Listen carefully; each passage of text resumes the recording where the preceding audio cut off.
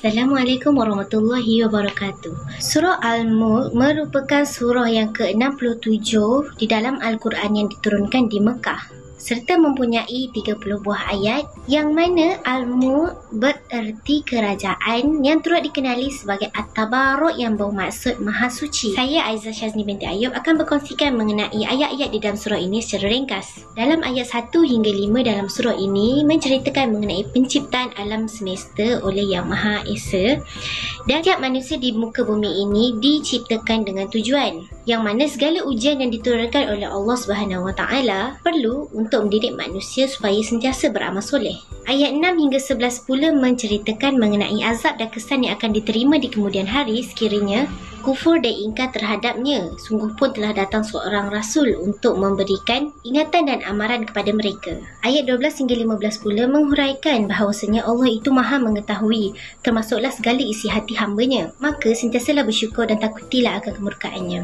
Ayat 15 hingga ayat ke-23 menceritakan bahawa Allah itu maha berkuasa. Dia berkuasa menjatuhkan hukuman dan tiada siapa dapat menyelamatkan manusia melainkan daripadanya. Tuhan yang maha kuasa.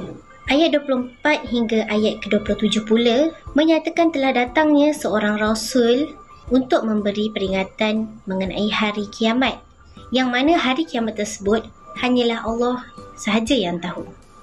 Namun begitu, ayat ke-28 sehingga ayat ke-30 memberitahu bahawa kekufuran orang-orang kafir ini yang tidak mempercayai baginda Rasulullah SAW, kelak mereka akan mengetahui siapa yang berada di dalam kesesatan yang sebenarnya.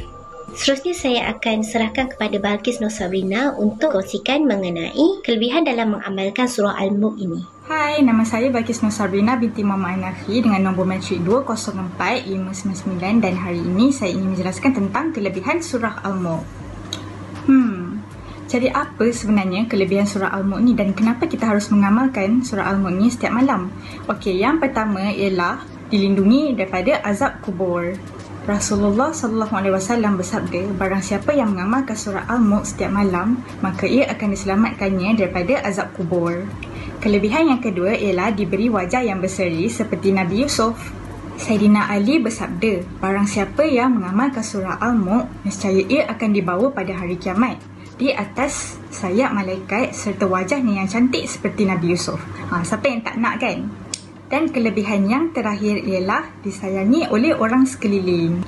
Para ulama berkata, sesungguhnya surah Al-Mulk dan juga surah Yasin terkandung beberapa rahsia dan kelebihan serta dikasihi oleh semua manusia dan juga dipandang hebat pada pandangan makhluk.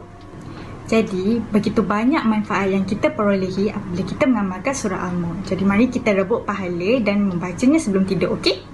Seterusnya, kita akan mendengar daripada Azhara tentang apa pengajaran yang kita dapat daripada surah Al-Mulk. Baiklah, seterusnya saya akan menceritakan tentang pengajaran yang dapat kita perolehi daripada mendalami surah Al-Mulk. Pertama sekali, berdasarkan intipati ayat yang telah Aizah kongsikan sebentar tadi, kita dapat mendalami kekuasaan Allah yang tiada batasannya. Hal ini kita dapat lihat daripada ayat-ayat surah Al-Mulk yang menceritakan mengenai kekuasaan Allah mentadbir sekalian alam dan juga maha mengetahui mengenai tiap-tiap hambanya. Selain itu, kita juga dapat mengambil iktibar agar sentiasa mematuhi perintah Allah dengan menjalankan suruhannya dan meninggalkan segala larangannya. Hal ini bersesuaian dengan ayat ke-12 daripada surah Al-Mulk yang bermaksud, sesungguhnya orang-orang yang takut melanggar hukum Tuhannya semasa mereka tidak dilihat orang dan semasa mereka tidak melihat azab Tuhan, mereka beroleh keampunan dan pahala yang besar. Baiklah, akhir sekali kita juga dapat mengambil pengajaran agar tidak mengulangi kesilapan orang-orang terdahulu yang mendustakan agama Islam dan berpaling daripada Allah Subhanahu Wa Taala. Hal ini bersesuaian pula dengan ayat ke-10 dari surah Al-Mulk yang bermaksud, dan mereka berkata, kalaulah kami dahulu mendengar dan memahami sebagai orang yang mencari kebenaran, tentulah kami tidak termasuk dalam kalangan ahli neraka. Kesimpulannya, para penonton yang dihormati sekalian, marilah kita sama-sama melazimkan bacaan surah Al-Mulk dalam kehidupan keseharian.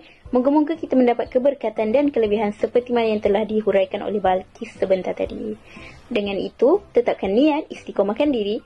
Semoga berjumpa lagi di lain kesempatan. Sekian, Assalamualaikum warahmatullahi wabarakatuh.